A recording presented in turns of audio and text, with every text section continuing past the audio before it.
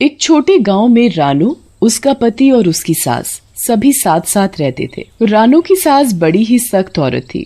वह रानू पर जब देखो जुल्म करती रहती, क्योंकि वह गरीब घर से जो थी। उसके माँ बाप बहुत ही गरीब थे। वे रानू की सास को किसी भी त्योहार पर कुछ भी नहीं दे पाते थे, जिसकी वजह से वो अपनी बहू रानू पर जुल्म करती रहती। इस बार भी दिवाली आने वाली थी।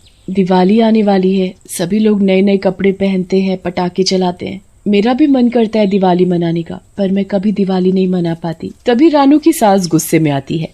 पता है ना दिवाली आने वाली है, अपने माँ बाप से कह देना कि इस बार दिवाली पर कुछ न कुछ जरूर लेकर आए, कभी चले आए खाली हाथ हिलाते हुए। पर माँ जी, आपको तो पता ही है कि मेरे माँ पिताजी के पास जो कुछ था वो पहले ही आपको दे चुके हैं। अब उनके पास मुझे देने के लिए कुछ नहीं बचा। वो मुझे नहीं पता। उन्हें नहीं पता कि बेटी के घर कोई यूं ही खाली हाथ नहीं चलाता। अब तू अपने माँ बाप से तभी मिल पाएगी जब वो दिवाली पर कुछ न कुछ लेकर आएंगे। अपनी सास की बात सुनकर रानू रोने लगती है। माँ जी, वो कहाँ से दिवाली पर तोहफे लेकर देंगे? वो मुझे नहीं पता। अब ये रोना धोना बंद कर। तुझे पता है ना कुछ दिन बाद ही दिवाली है और घर की साफ सफाई भी करनी है और भी बहुत से काम करने हैं। तुझे पता है ना? हाँ माँ जी, मुझे पता है, मैं सब कर लूंगी। तभी रानू हिम्मत करके अपनी सास से कहती है, माँ जी, मुझे भी दिवाली मनानी है, मुझे भी नए कपड़े चाहिए। हा, दिवाली मनानी है? जाकर काम कर, मुझे बाजार भी जाना है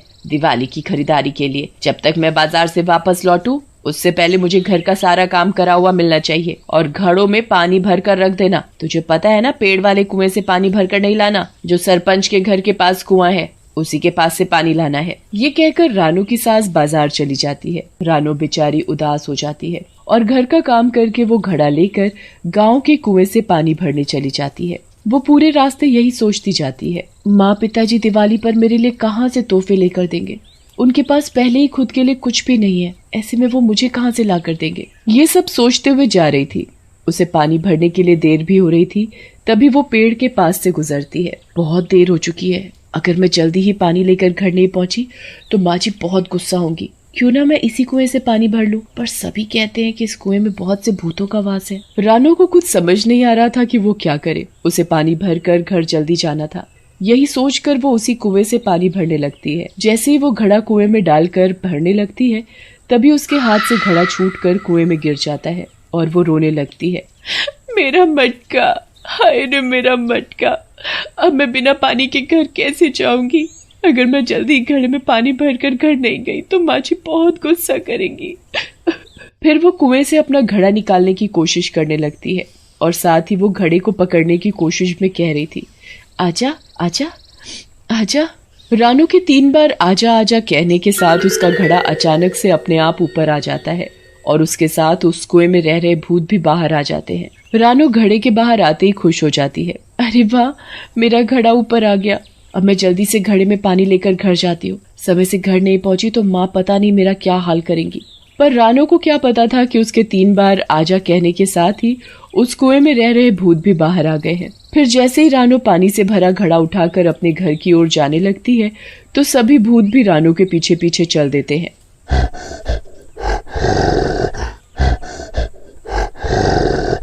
इतनी देर लगती है कुएं से पानी भरकर लाने में तुझे?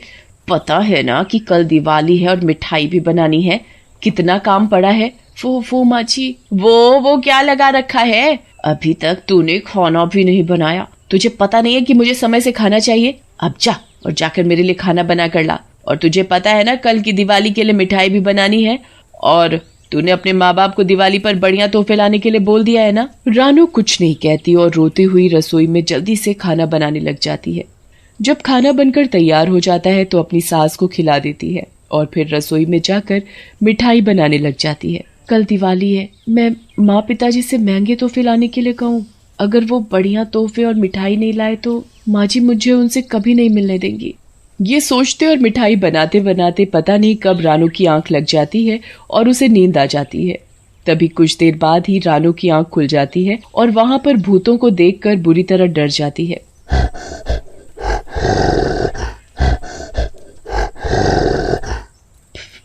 भूत? डरो नहीं, हम तुम्हें कुछ नहीं करेंगे। पर तुम तो भूत भूत हो और भूत तो किसी को नहीं छोड़ते। हम तुम्हें कुछ नहीं करेंगे क्योंकि हम अच्छे भूत हैं और तुमने हमें कुएं से आजाद भी कराया और अपने साथ हम सभी भूतों को ले आई। मैंने? कैसे? तुमने ही तो हम सभी भूतों को आजा करके 3 बार बुलाया था। फिर हम तुम्हारे 3 बार बोलने के साथ ही हम सभी भूत कुएं से आजाद हो गए और तुम्हारे साथ आ गए। तभी रानू का ध्यान मिठाई और घर के कामों की तरफ जाता है और वो रोने लगती है। कल दिवाली है और इतनी जल्दी मिठाई और घर का सारा काम कैसे होगा? ओहो, कितने सालों से हमने दिवाली नहीं मनाई, इतनी सी बात अभी लो। फिर सभी भूत अपने अपने जादू से मिठाई और घर का सारा काम कर देते हैं और घर को दुल्हन की तरह सजा देते हैं। ये देख रानू की आंखों से खुशी के आंसू निकल आते हैं और वो रोने लगती है। आप सब तो मेरे लिए भगवान बनकर आए हो। अगर तुम सभी भूत ये सब काम नहीं करते तो मेरी सास मुझे मार ही डालती। फिर रानू एकदम उदास हो जाती है। काश मैं भी सभी की तरह दिवाली मना पाती। मैं जब से इस घर में शादी करके आई हूँ तब से मैंने दिवाली नहीं मनाई। फिर रानू सभी भूतों को अपनी सास के बर्ताव के बारे में सारी बात बताती है। अच्छा तो ये बात है, अब हम सब आ गए हैं तो तुम्हें चिंता करने की कोई जरूरत नहीं। फिर भूत भी रानू को बताते हैं कि उन्होंने भी कई वर्षों से दिवाली नहीं मनाई। कई वर्षों से हम सभी भूतों ने भी दिवाली का त्योहार नहीं मनाया। हमारा भी मन करता है कि कोई हमारे साथ दिवाली मनाए, पर हम तो भूत हैं ना, इसलिए हम किसी के साथ दिवाली नहीं मना सकते। तभी सभी भूत रानू से पूछते हैं, क्या तुम मनाओगी हमारे साथ दिवाली? हाँ, मैं मनाऊंगी तुम्हारे साथ दिवाली। फिर सभी भूत और रानू खुश हो जाते हैं और ऐसे ही कुछ देर में सुबह भी हो जाती है।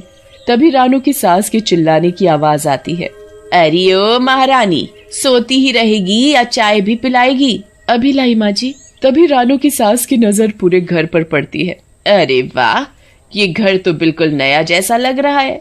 इसने इतनी जल्दी घर को कैसे सजा दिया? तभी वो रानू से कहती है, मैंने जो तुझे मिठाई बनाने के लिए कहा था वो तूने बना दी? हाँ माँ जी, मैंने सारा काम कर दिया, अब कुछ भी नहीं बचा है। रानू की सास हैरान होती है।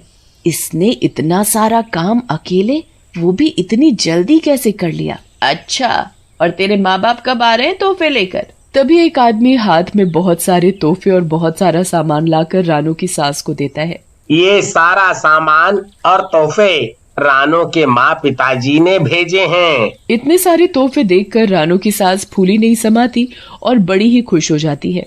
और रानू भी अपनी सास को खुश देखकर खुश होती है। उसे पता था कि वो तोहफे और कोई नहीं बल्कि उन भूतों में से एक भूत लेकर आया है। और कुछ देर बाद जैसे ही शाम होती है, सभी गांव वाले और रानू की सास दिवाली की पूजा के बाद दिवाली का त्योहार मना रहे होते हैं। रानू और सभी भूत लोगों को दिवाली मनाते हुए देख रहे होते हैं। तभी अचानक से उसकी सास के कमरे में आग लग जाती है और वो बहुत जोर जोर से चिल्लाने लगती है। बचाओ बचाओ, अरे कोई मुझे बचाओ, नहीं तो मैं मर जाऊंगी। तभी रानू बिना कुछ सोचे समझे आग में कूद जाती है।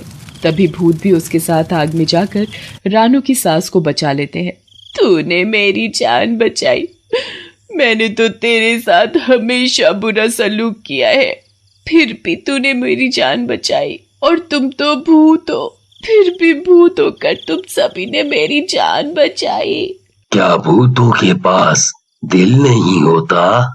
रानू की सास को अपनी गलती का एहसास हो गया था। वो अपने किए पर शर्मिंदा थी। फिर वो रानू को गले से लगा लेती है और रोने लगती है। आज से तू मेरी बहू नहीं बेटी है, और तुझे दिवाली का त्योहार मनाना अच्छा लगता है ना? जा मना लो दिवाली का त्योहार। फिर रानो सभी भूतों के साथ दिवाली मनाती है और उसके साथ पूरा गांव हंसी खुशी एक दूसरे को मिठाई खिलाकर दिवाली का त्योहार मनाते हैं।